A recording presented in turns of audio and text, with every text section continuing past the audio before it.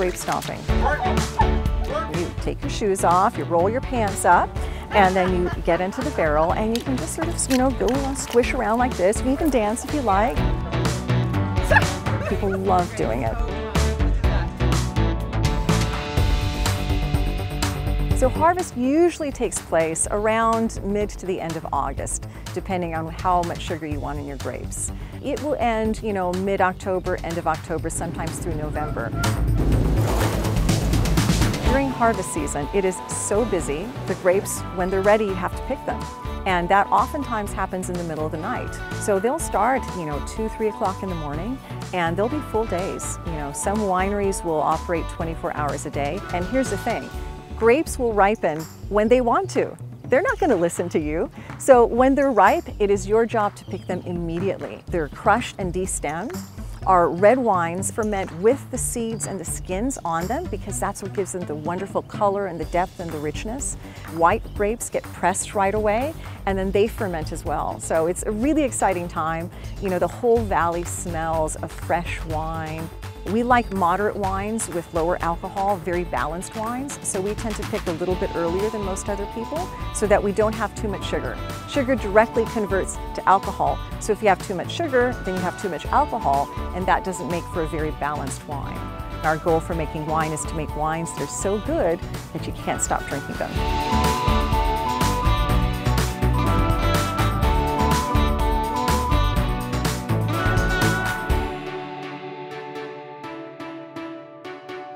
So my father founded the winery in 1977, which was about a year after my father's wine won the Paris tasting of 1976. It was a Chardonnay made at Chateau Montelena. Before the Paris tasting of '76, people really didn't know Napa, and the French considered their wine, as did everyone else, to be better than anybody else's in the world. And this event actually put Napa Valley on the map. And it helped prove that many other regions other than France can actually produce world-class wines. It's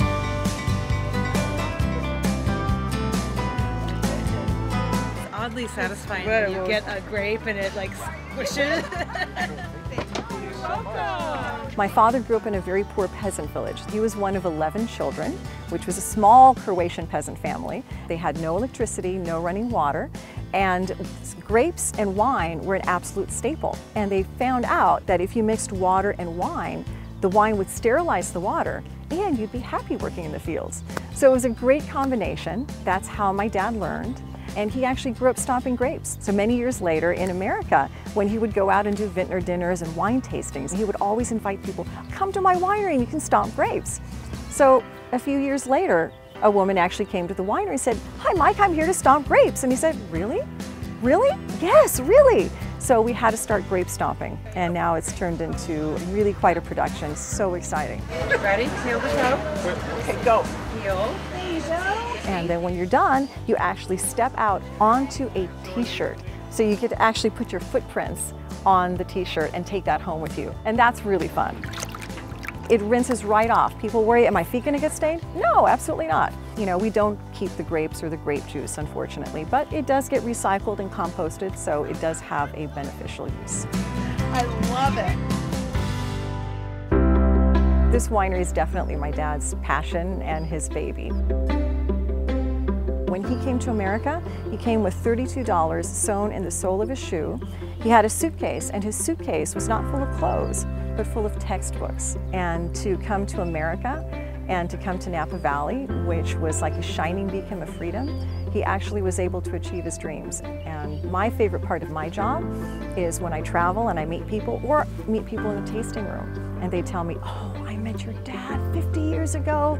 He was the most charming man. And then, oh, I met your dad last week. I can't believe he's 96 and still signing bottles. So that connection that we make with people is the most meaningful for us.